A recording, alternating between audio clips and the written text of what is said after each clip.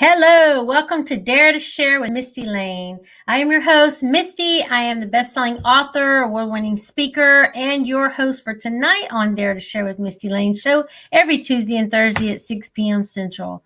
Super duper excited for you guys tonight because we have an amazing guest. Every night we have an amazing guest, but this is a super amazing guest. He's a friend of mine. He coached me. He has shown me the ropes. He's taught me so much. I love him so much, and you guys are going to fall in love with him as well. He is just such a powerful motivator, and he's one of my favorite speakers of all times. He's just I call him a wordsmith.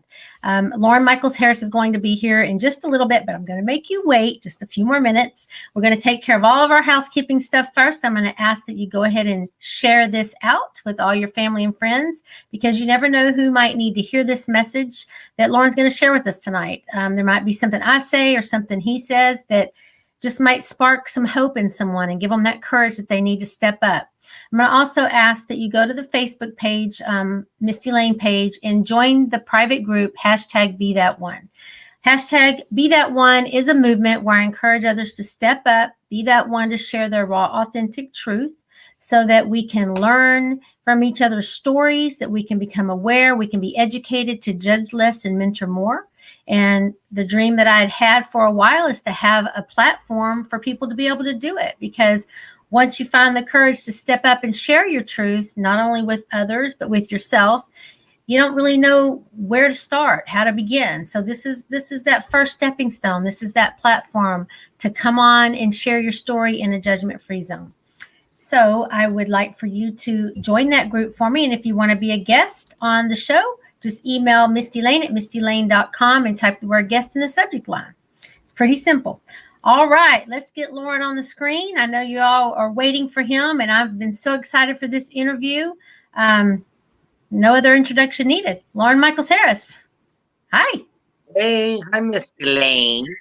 It's so weird with this role reversal, right? It really is. It really is. I feel like I should have the wig on and you should have the bald head. We might as well take it all the way.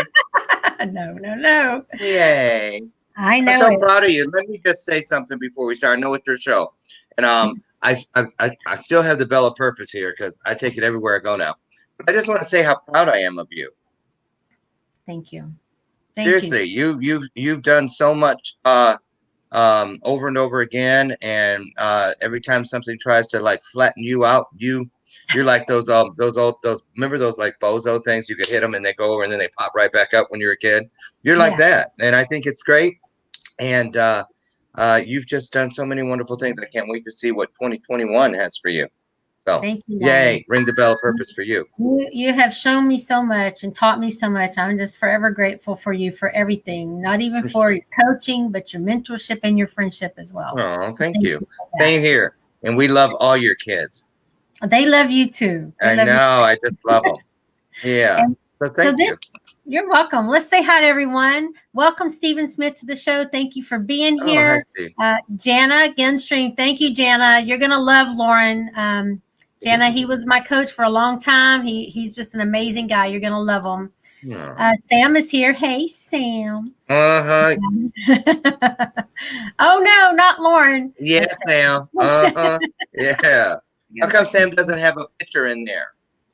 I don't know. You know, he's shy. Trying to be shy. Whatever. I saw you with your new truck.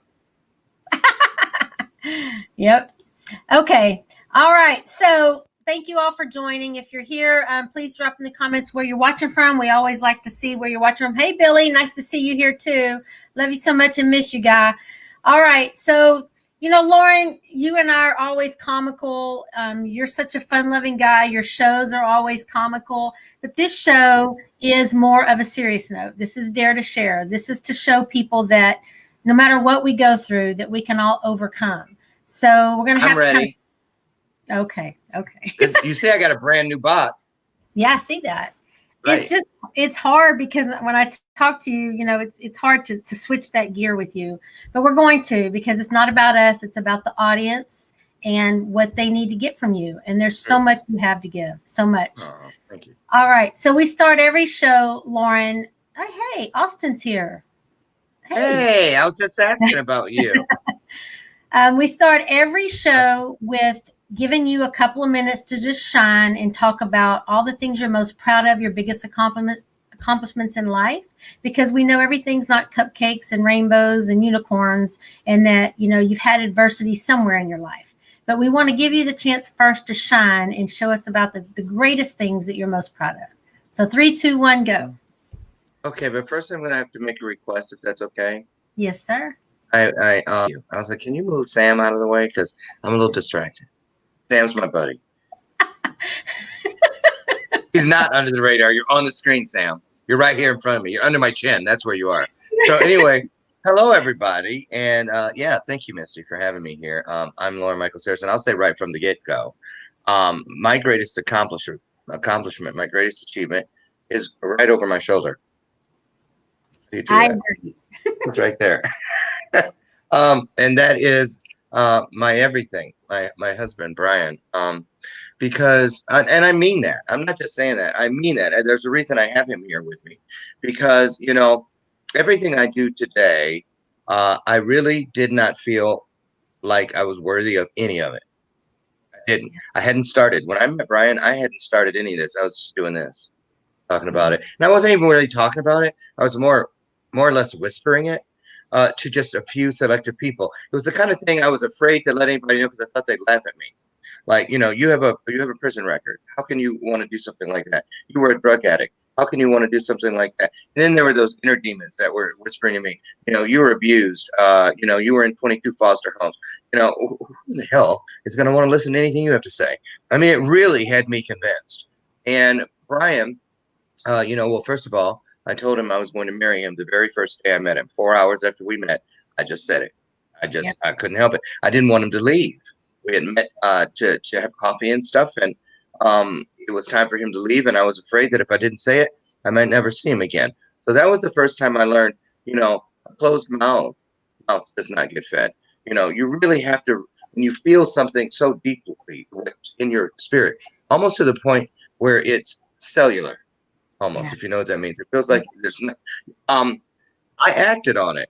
And the great thing about it was, I'm doing what I'm doing today because of this man. Brian bought me a book not long after we started seeing each other, started dating. He bought me a book about how to become a motivational speaker. That book is behind this screen in my bookshelf, on my bookshelf. And I'm going to keep it real. It's exactly as it was the day he handed it to me. Just as crispy new as it wants to be. I don't even think I read the foreword. And the thing about it was, but there I was 4 months later, off and running. We were at the lake house one weekend, and I saw a thing called Thumbtack, and I said, well, ooh, they have motivational speaking. So I started a profile, put a little money on there because you have to pay for it. And I put there were 3 bids that I put out because they all looked like something that I could pull off, even though I'd never spoken. And I did it. Yeah. And the funny part was, Brian and our friend Tammy were there. They were supposedly, they're both PhDs. She was working towards her PhD. She just finished it. And they were both writing their books and stuff. They were having a writing summit. They planned it. They had all their stuff upstairs. And I'm out there fishing off the dock and doing all this from the dock on my phone. Yeah. And so I did 2 things that day. I put in for Thumbtack, and the next morning, well, I'm getting ahead. So I put in 3. And then I said, well, I wrote my speech out. I transcribed it, the one I did for Listen to Your Mother, which a lot of you know today, ended up becoming my Goalcast video. So I used that story, Lost or Found, having had 22 mothers, and I sent it to the #1 adoption magazine that day out there, that Saturday afternoon, and to the #1 foster care magazine. And so the next morning we get up, we're having breakfast, and I go to my phone, and first thing I say is, oh my God, one of those magazines is wants my story. And they're like, what? Everybody's run over looking. I said, and then while they were doing it, ding, I was like, oh my God, the other magazine wants my story. And then we were sitting there eating the eggs and bacon, and it went ding. And then I put it was Thumbtack. Congratulations, Lauren Michaels Harris. You've just been hired. Ding. Congratulations, Lauren Michaels Harris. You've just been hired. So I got hired 2 out of the 3, and I got my story picked up by 2 of the 2 magazines. So it was funny because I was like, oh my God, you guys, this is great. And they were both sitting there like, yeah, bitch. You didn't even come here to write. Yeah, that's what I was thinking. I was thinking, bitch. Well, okay. So the Uh, answer is Brian. Brian's your answer to that, right? my answer is Brian in my case, but for anyone else, it is having someone who has your back. Gotcha. Someone, sometimes we just need to hear it from someone other than ourselves Yeah. in order for it to begin, you know. Right. Someone that believes in you, no strings attached. So yeah, that was the greatest moment of my life. And this past weekend was my second greatest moment of my life. Outside of meeting and marrying my husband, I just came out of a weekend that changed my life for the rest of my life. Oh, wow. Yeah, I'll tell you about that later. Okay. Mhm. So you mean to tell me this wasn't the greatest moment of your life? Oh, wait. Oh, God rest her soul. I'm holding Lucy. I'm sad. I thought that was the greatest moment of your life. Listen, look at all the changes there. I've gained 23 pounds since then, thanks to COVID. I don't have Lucy anymore, and I don't have that crooked knee anymore, the crooked leg. Yep, that's I have a right. straight leg because I have a new knee now. Yep. Oh, Yeah, oh, that was season your fault. two's robe. Yep.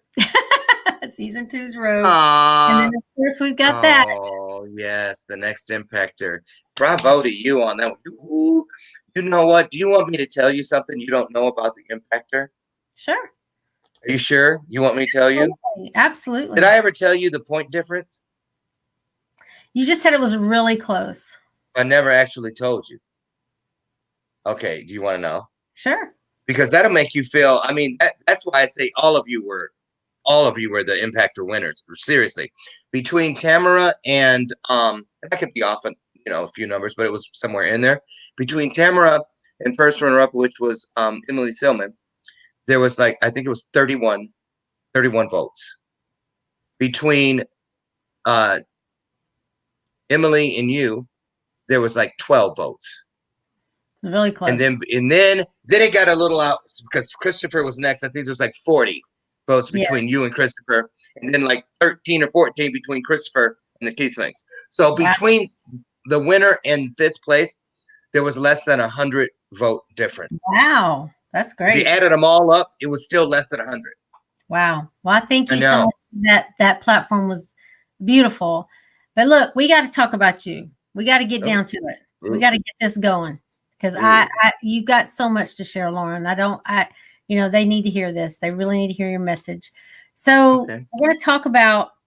I really want to concentrate on the fact that I know you've told your story that you had 22 mothers through the foster care system, and then you went into you've just been through so much, but I want to really focus on the foster system, what that did for you and to you.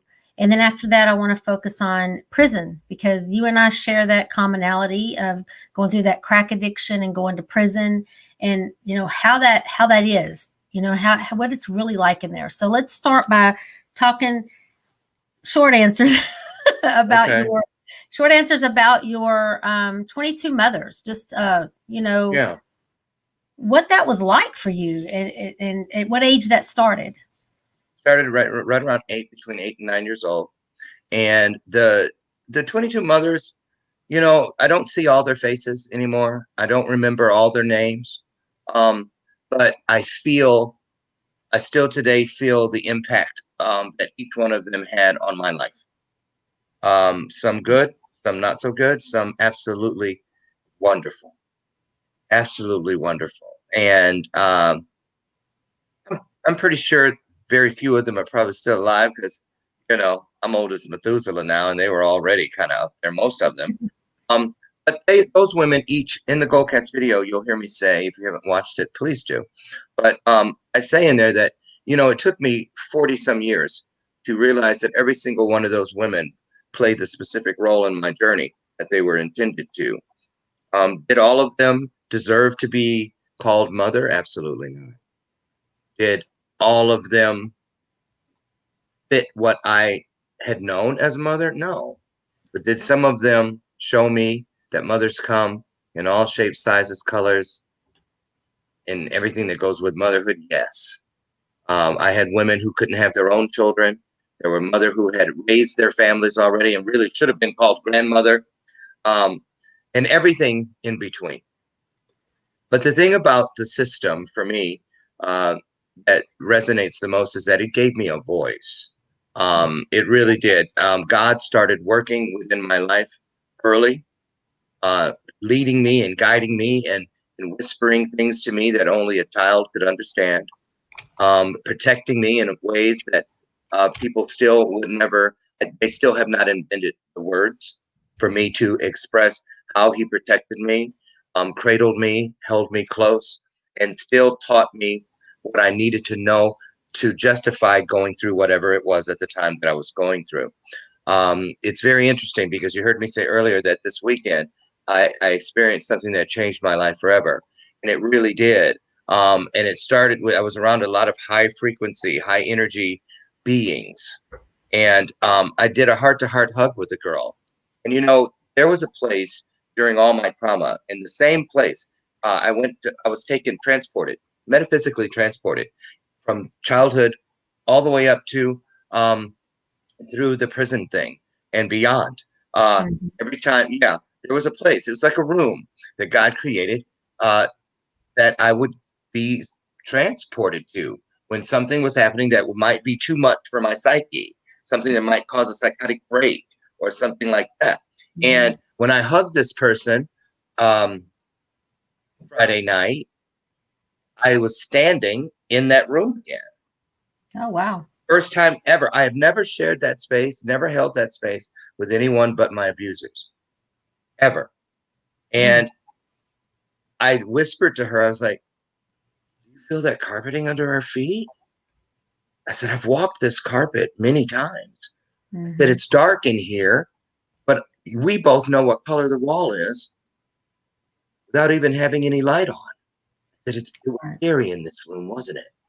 She said, "Yes, extremely."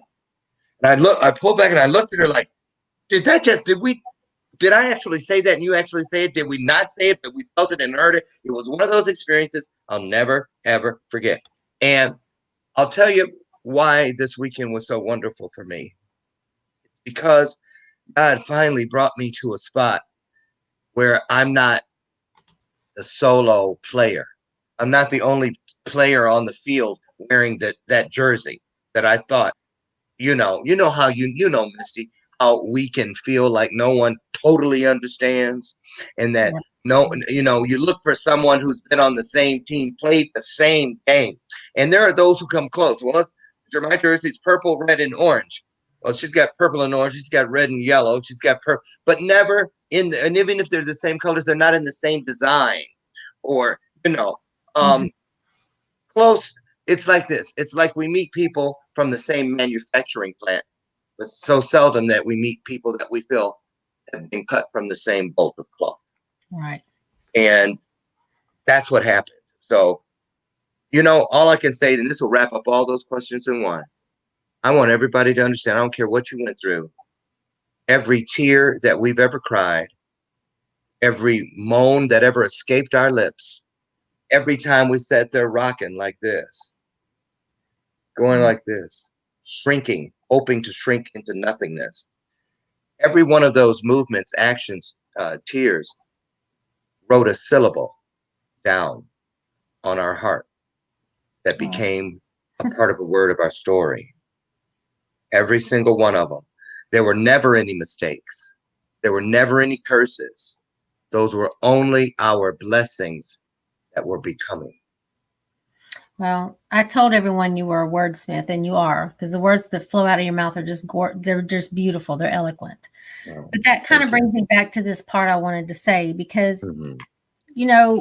when I think of foster care, honestly, and being transparent, I've heard and I've been taught, that it's people that just want to get more money. They watch more kids to get a bigger check. Mm, People that are pedophiles, or whatever. But I'm sure in the foster care system, and I know that you've suffered abuse throughout there were certain homes that were better there than were, others.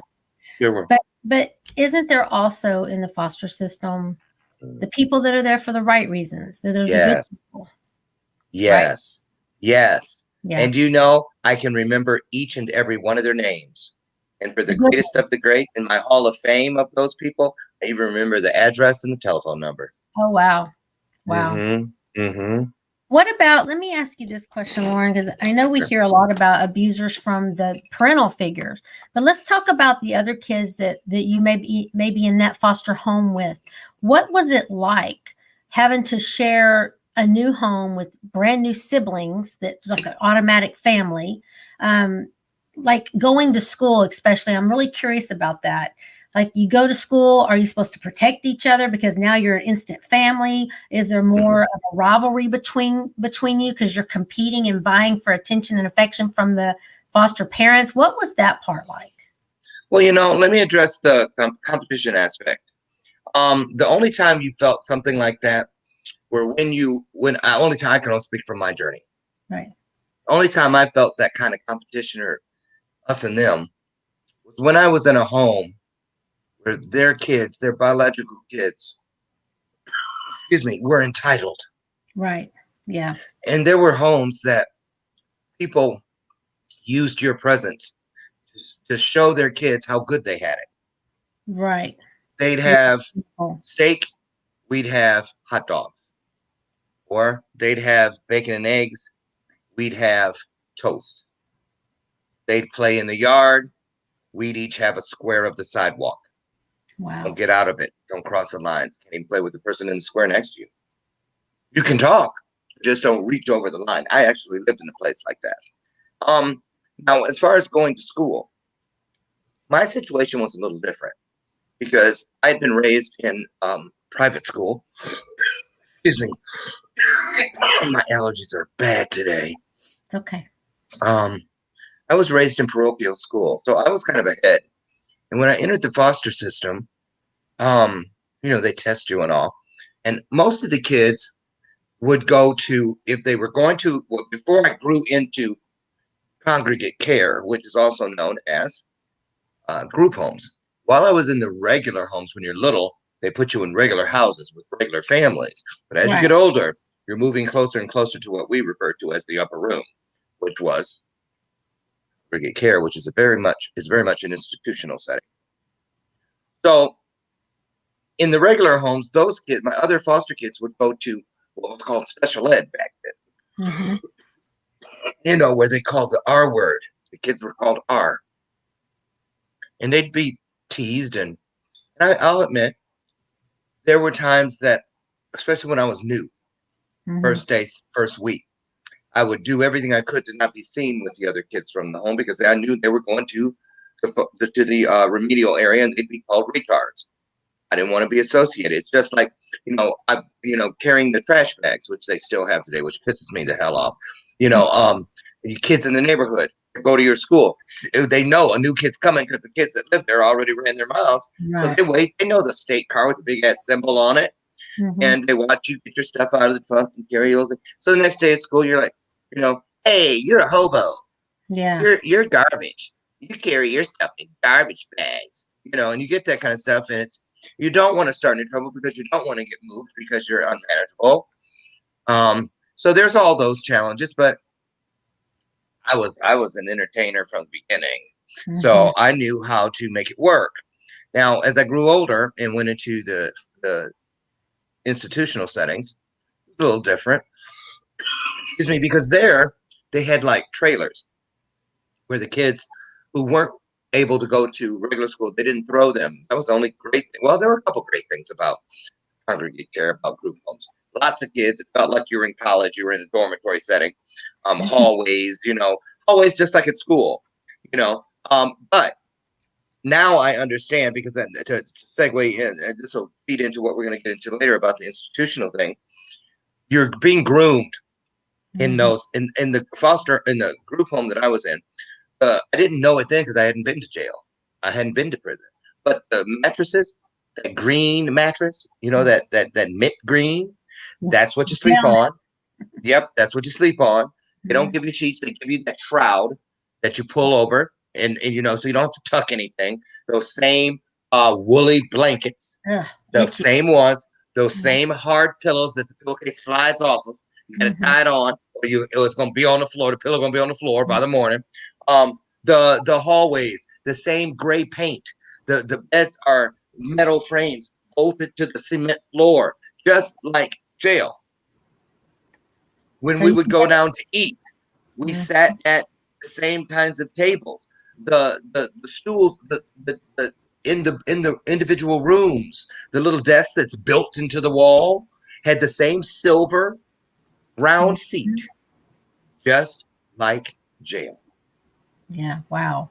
So we were already being groomed to be fed from one system directly into the next system. So the statistics probably are in the favor that kids coming out of foster care or group homes have a higher rate of going to jail and prison, correct? And recidivism. Yeah. Yes. And it's interesting you say that because Cedric Riley just Mhm. had a young guy from Ohio on a show yesterday. I'm getting him on my show, and he's doing something. He's begging the government to implement a system to be accountable for how many foster kids are actually ending up in, because he believes it's a pipeline for prison. So there really is something there, but even there, I gotta say this, even there were the good things. We were fortunate enough. I was in Ann Arbor, Michigan, so there's Eastern Michigan and Ypsilanti right next door, and then there's University of Michigan. So we had surrogate parents.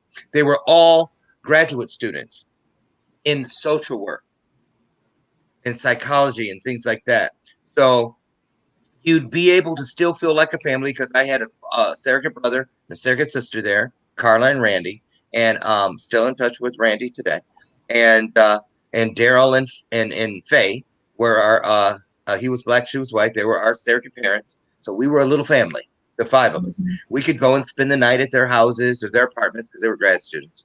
Um, and that was nice because you know the foster families, there were so many different dynamics between them all, but there were those people that just love children. They Yeah. love saving children. They save animals. They take care of all the old people in the neighborhood, and they held Listen. you. Mm-hmm. They get, sometimes some homes we were in, you got more attention and cuddling and love than their own kids, and you felt guilty Right. about that sometimes. Now, one of the things that a lot of people don't know, though, that you very rarely hear spoken on, is you'd think that I would have run into older kids that were in the system that were abusers because hurt people. As far as the sexual abuse and stuff, Right. no, no, it always came from, excuse me, some older male in the family that you were with, either an older son, nephew that they were boarding, because they always have those inside family foster kids too that aren't in the system. So not one The of your own. no, never ever was it another foster kid. Not Wow. once. Can I That's, say that? that's Not pretty. once. I didn't realize that. Never, And never once. Because we're the and victims. you're the victim, yeah.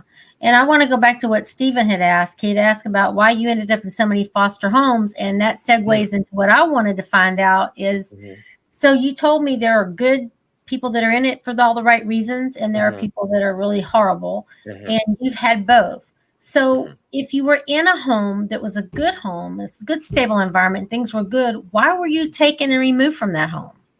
Well, it's because, say, okay, one of the things was my foster my caseworker Anne, when I became her charge, she was 3 weeks out of graduating from college.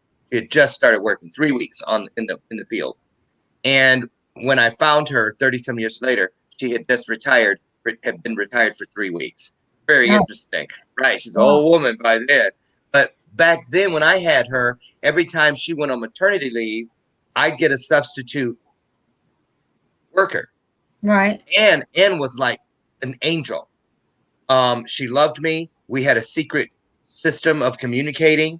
She would say to me, she told me the very first day, she said, listen, she wasn't the one who took me from my original home to that first foster home.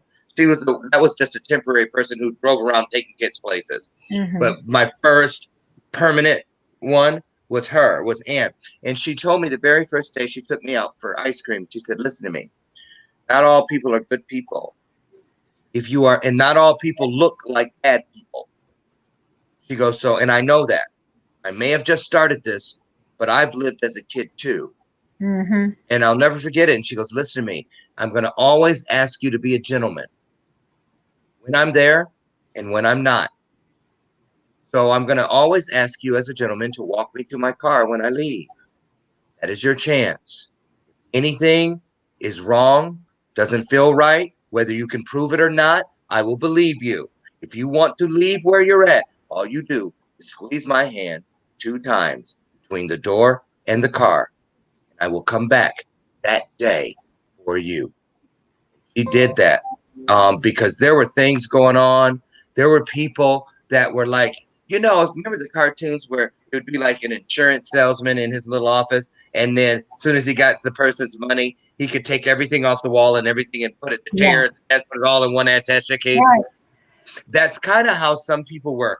They'd be one way, and then they know the caseworker was coming, so they get you there, and they'd Yeah. say, tell you how to act, how to dare say this, and then they'd Right. always, even when the caseworker is trying to sit at the coffee table or the dining room table and talk to you privately, they're right around that corner Right around the listening corner. Right. because they Exactly. do it with other kids. We watch what happens when other kids caseworkers come to visit.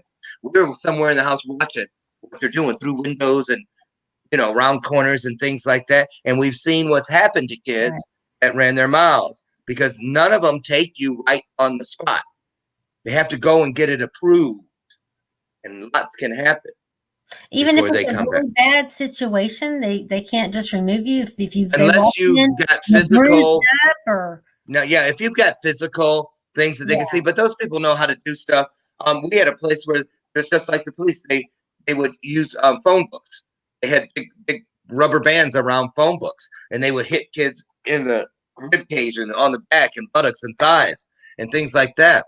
I was in a foster home where the woman would she only picked on one little girl, and she would burn the bottom of her feet with her cigarettes, Oh. or under her armpit.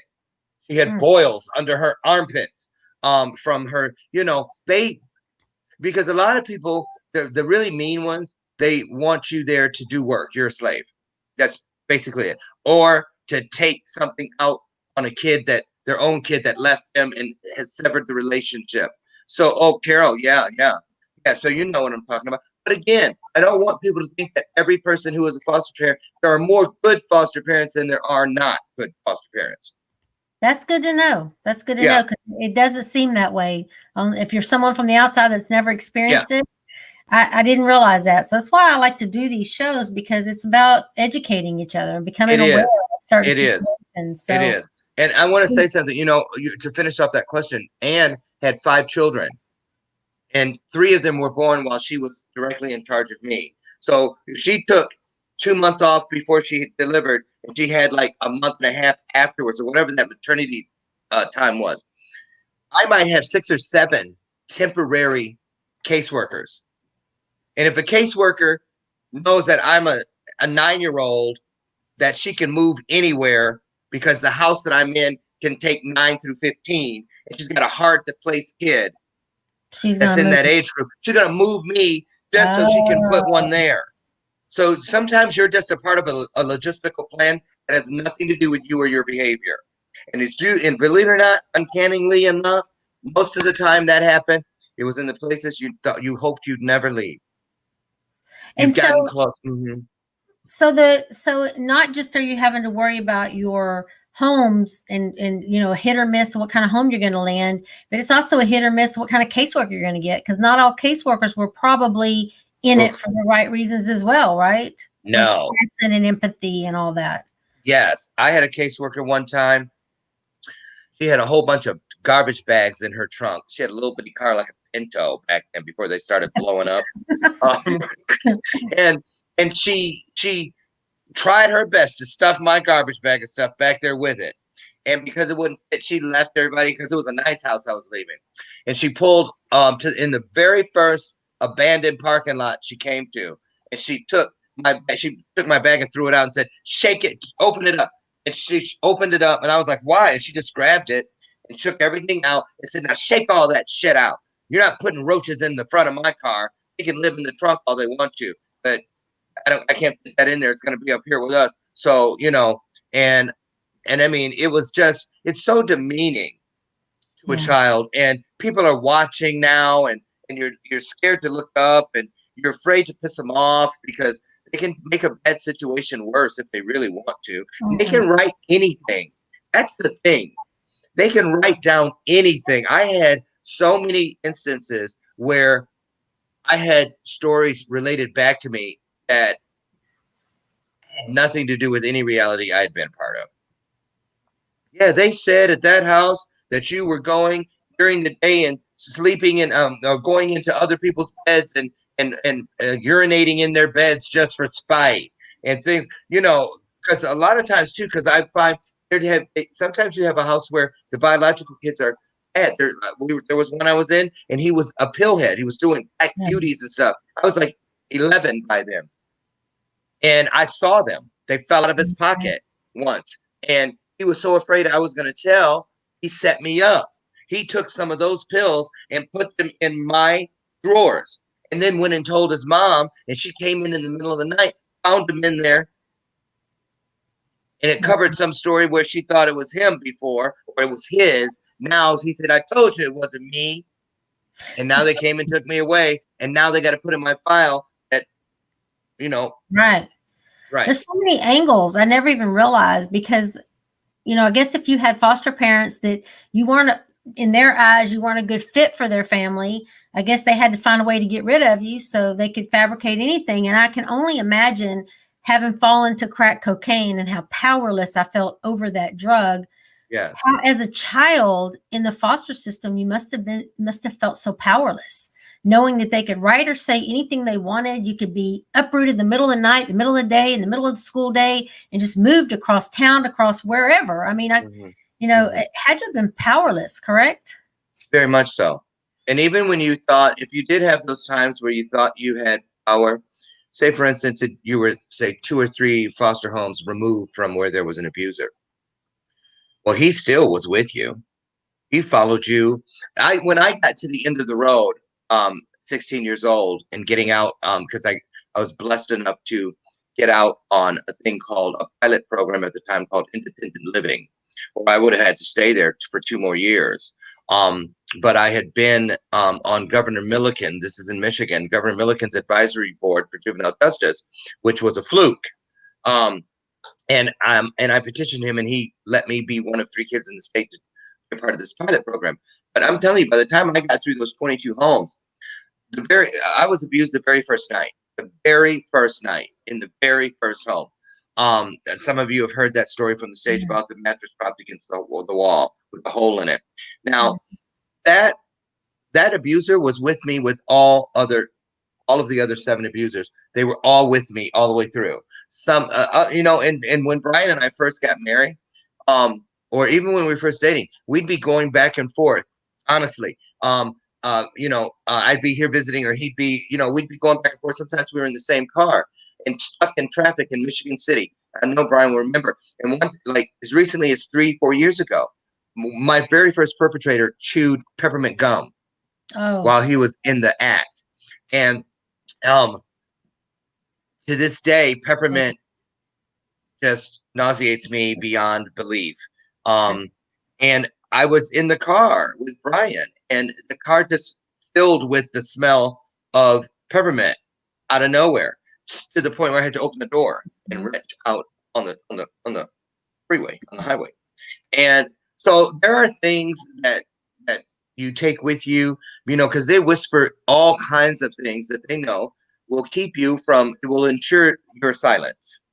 They tell you that we know where your regular family lives, and wouldn't it be horrible if you end up hearing your caseworker comes and tell you they all died in a fire? Because Mm-mm. if you tell, that's what's going to happen. No one's going to believe you. And Take, you look at you. You know what kind of kid you are? You're disposable. You're garbage. Why do you think they give you that trash bag? You're nothing. And you know what? This is love.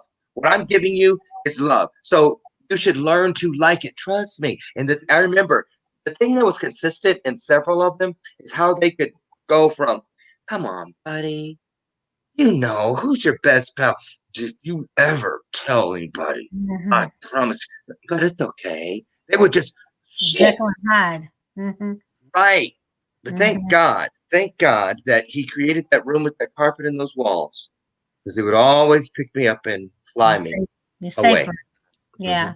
Mental safe room. Absolutely. Wow. It must take such strength and stamina and resilience to get through some of those situations, and how you could come out of them and not be completely scarred up is such the beautiful part of your story, is that, it's what I always say But is I it's am scarred up. right. You know, I mean it. I'm covered. And Yeah. I'm grateful. I'm covered from head to toe. You know why? Because Mm-hmm. I know now beneath every single scar, every time I peel one back, find the courage to peel one back, because scars are proof that I've healed. Right. So I love the scars, and underneath every scar, there lives a heart of a Mhm. story just waiting to beat by me sharing it. I was talking more of emotional scarred, like scarred up. Yeah, now Like those are the ones. Now, there you go. those are the bad ones. I know with domestic abuse Ooh, with me, those the girl, physical scars heal, but those mental ones, you can't see them. you can't. I But still fight. You're absolutely right. yeah, it's tough. But the fact that you and what, like I said, the reason you're such a powerful guest on this type of show is because it's like I say, it's not about the adversity. It's, I think, what sets people apart in this world is what they choose to do with it after they've survived it. Either you Yes. share it, you help it, you don't waste it, or you sit and you dwell and you let it ruin you and eat you up, and you stay toxic the rest of your life. So Yep. you're definitely not that person. You're definitely someone that has learned how to turn it around. Oh, turn it around. Hang on a second. Speaking of turning it Why around, did I see Jason Cisneros' face? Because every time somebody says that, he's got a joke about.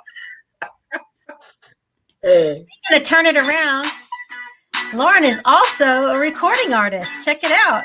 Oh my God, this is so embarrassing. It's not embarrassing. It's awesome. He's so funny.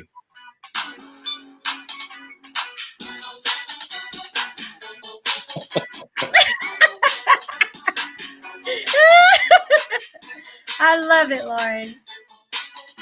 Yeah, that was a lot of fun. At least one time a day, I somehow lose my way. Go left when I should go right. Can't find the words to say. Can't scream and I can wait. I feel I'm losing this fight. I can't control this ball keeps rolling Yep, there are no mistakes. in my head. I feel mistreated and my heart is bleeding. Sometimes I wish I was dead. Once you start believing the answers you receive it, your body starts to turn it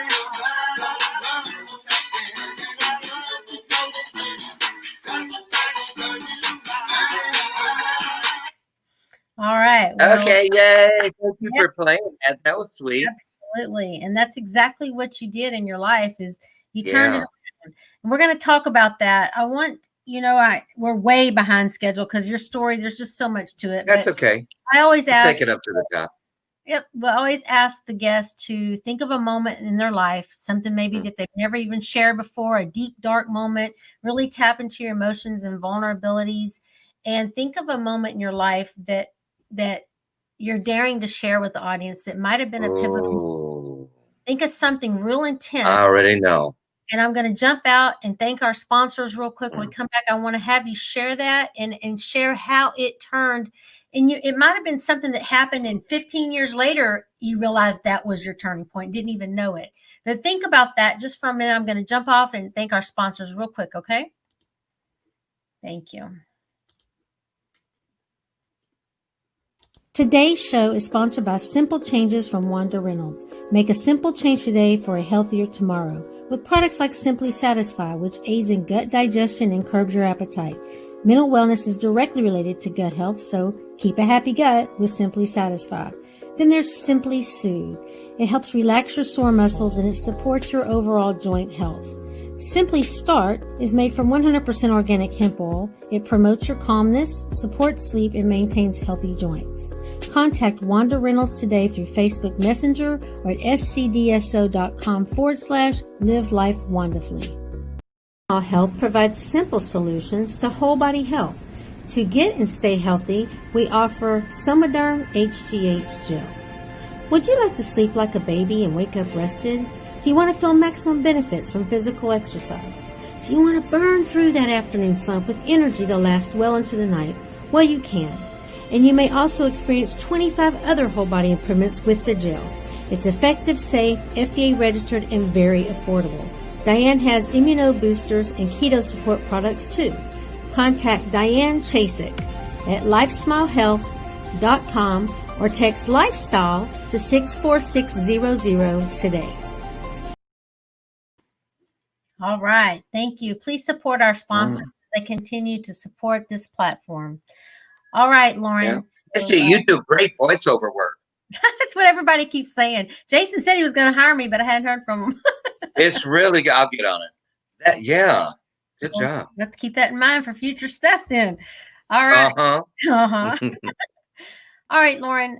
We didn't get to talk about the prison stuff, but that's okay because I'm sure I'm going to have you back time and time again. Yeah. But I want you to go ahead and share with us that moment, that dark moment that you're daring to share. Yeah. Actually, it was recently. Okay. You get to that point in your life where you have to really live within courage. And that's what I love about the title of your show and your message, not just your show, your message about be that one and dare to share. And in my adoptive family, I've learned over the years, people are going to talk crap about you when you're down. They're going to talk crap about you when you're pulling yourself up. And they're going to talk crap about you when you're soaring above them. So it doesn't matter.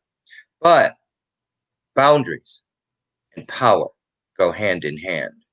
And there was a person in my, one of my sisters in my adoptive family, really the last one that I had any kind of contact with or relationship with. And we had something here at the house a couple of months ago, specifically for her, because she was been going through some hard times. She lost her husband to suicide right a week or so before COVID came about. And the thing is, when that happened, I wasn't speaking to her at the time because of this very same thing. Mm-hmm. But the minute that happened, that went out the window. It wasn't important. I flew to her side. Then she was here, and you don't understand the power. God says that He will protect us when we need to be protected. He said, but He also says, no weapon formed against you. He doesn't say anything about weapons that you willfully give to people and say, here, use this against me. Right.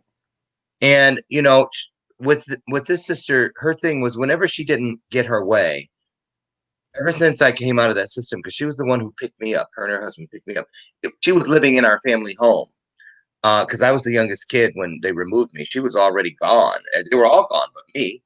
And she stayed in that house. And so that's where I went to when I went on independent living. But I got a check every month from the state to pay rent, and they charged me rent because I had to give a receipt. So I lived in their basement. I could have went and got an apartment anywhere. Yeah. But I went down there, and I lived in the basement, which I shouldn't have done. I know now. But every time over the years, for all these years, whenever something didn't go her way or she didn't like something else, especially now that I do this kind of work, where you're telling people, change your mindset, change everything, blah, blah, blah. She would go to, well, I was the one who came and got you out of the foster system. When I found my birth family and I was calling my adoptive siblings to say, guess what? I found my mom, blah, blah, blah. She was the one who said, don't listen to them. They're liars. She was a drug addict and a prostitute, which was never true. And she was also the one who said to me, how can you talk to those people? When you call me, let's pretend they don't exist. We're the ones who saved you from the garbage. The minute she said garbage, it was a trigger. And it's been something about that ever since. So when she was here, she didn't like something I said. We had all kinds of family and friends here. And for the first time ever, when she did it, when she said that thing about the foster care, I was like, you don't get to do that anymore. I told you before, you cannot do that to me anymore. And see, she would say, and I wondered why there were certain people in my family that still called me Larry. That was a fake name. That was what they hid me under, that name, because I was really stolen. I wasn't adopted. I was taken from my birth mother, and then she got a letter that said I died, and they kept me. When they picked me up, put me in the system, said, "You're Lauren Harris. You're not Larry Dixon." And they still, in that family, some of them, and now since the thing with my sister when she was here, all the ones that when I talk to them, the nieces and nephews and stuff, and they say Uncle Larry, I'll say, "Listen, Larry, I buried Larry. I buried Larry's Larry. done. Mhm. Larry's gone. He doesn't exist. He never really did exist."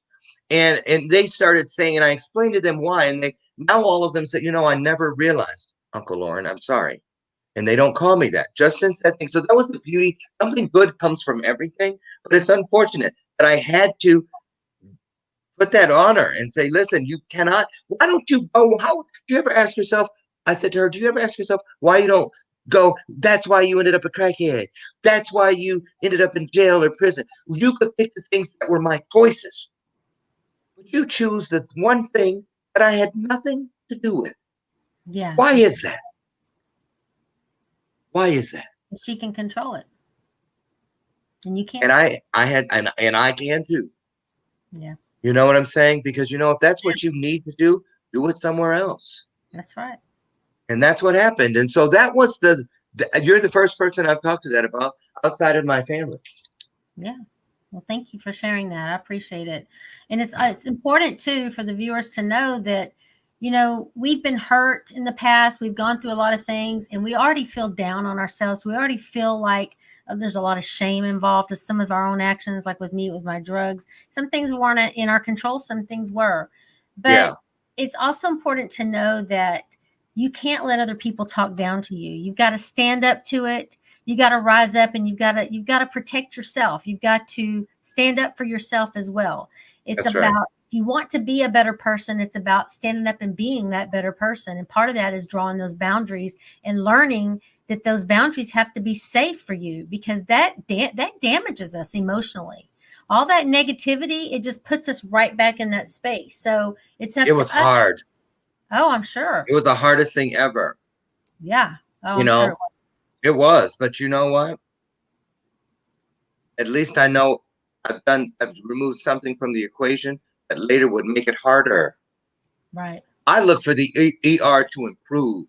Nice becomes nicer. Strong Right. becomes stronger. But I don't need it to be attached to hard becoming harder. Stupid I, becoming I stupider. stupider.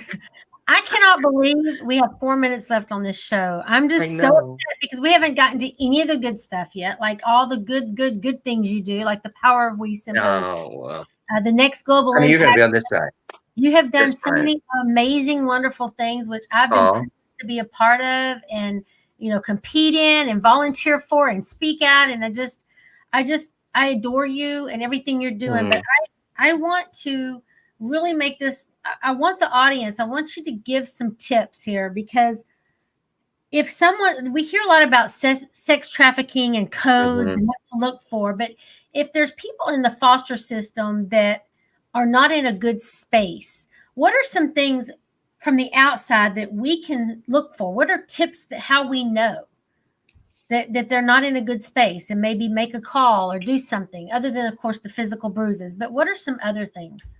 Rely on your I words: instinct, intuition, internal, insight, integrity. Those words will cast the bat signal. The truth has a ring to it, but it's like a silent dog whistle. Okay. It's not about what you see. It's more or less about what you feel. Stick with the feelings. Don't second guess. That's why it's called guessing, because it came second. Your first mind is directly connected to the creator. Follow it and find your way into being of service to everyone you meet. And so do you suggest that if we have suspicion that something's going on with a foster situation, do you suggest that we turn them in, or do you suggest that we stay out of it? Well, I say this, get your intel, but also listen. And if you're a believer, pray about it. Ask to be led. And there are tip lines and things where you can remain anonymous. You can Okay. call and you can write it down. You can type it out, print it, put it in an envelope, and take it to the security guard station Okay. inside of a place or at the front desk, and just bring it to someone's attention. Because if you pass the baton and there's truth behind it, it's going to hit its mark. All right. It's gonna shine that light. Everything somebody does in the dark is going to be found out in the light eventually. Thank you, Lauren. You Thank guys, you. Lauren's got to jump off. He's got an interview with BBC, I believe. So he Yeah, just got to go. He's a, high powered guy here. But he's Lauren, so silly. It's Lauren, actually Brian and me. We're both going. It's a couples thing. Something about say COVID. hi So to Brian real quick. Hey, Brian. Love you. Brian, Misty, Love you, come here. He said, "Why? You're already camera ready." Yeah, you are. He's always camera ready. He's been at the Sephora shop all afternoon. Oh. Hey, honey. I love you. Hi. You're coming up soon on the show, too. Yes, You're coming up next soon. month. Yep. Next month. Can't Yeah. Looking wait. forward to it. All right. I love y'all. All right, Thank you Lauren, for having me. I'm going to go ahead and tell everyone after you leave how they Okay. can work with you. Okay. I love you. Okay. Thank you, Thank guys. Love you guys. Misty, Bye. again, you've done such wonderful things. I can't wait till the next thing we get to do together. And Thank and hug that baby boy for me. Oh, well, we miss you All right. guys. We miss All you right. too. Bye. Bye-bye. Bye. All right, you guys, he has to run. I'm trying to honor that. He asked me to let him go a little bit early, which we didn't really get to do. But LaurenMichaelsHarris.com is how you reach him. He's an incredible coach. I know because I coached with him for about a year. He is a powerful, powerful human being. Man, I don't even know what else to say about it. You just need to go check him out. LaurenMichaelsHarris.com. He's all over Facebook. Catch his show, Bathrobe Moments, at 8 o'clock in the mornings, every Monday through Friday, and Bathrobe Moments After Dark as well at night. But anyway, so just remember, when you think you got it bad, guys, sometimes we get off in these little pity parties and we think we've got it so bad. Look around. Just look around you, because there's always somebody else that has it worse. There's always somebody else that's got it, that's actively in it. We sit around and mope and cry about things we've been through already, but we have to remind ourselves there's people actively going through really bad situations. And instead of taking that negative energy and focusing it on ourselves and crying about something that we can't even change, why don't we redirect that energy and go out there and help those people that we can change? We can make a difference in their lives. So reach out that hand and pull somebody else up that's got a little worse than you. Be that one. Get out there and share your story so others don't have to make the same mistakes we've made. You guys, we have to run. I am Mistie Layne. This is Dare to Share with Mistie Layne. Thank you so much for being here every Tuesday and Thursday night at 6 p.m. I love you all so much. Have a great night.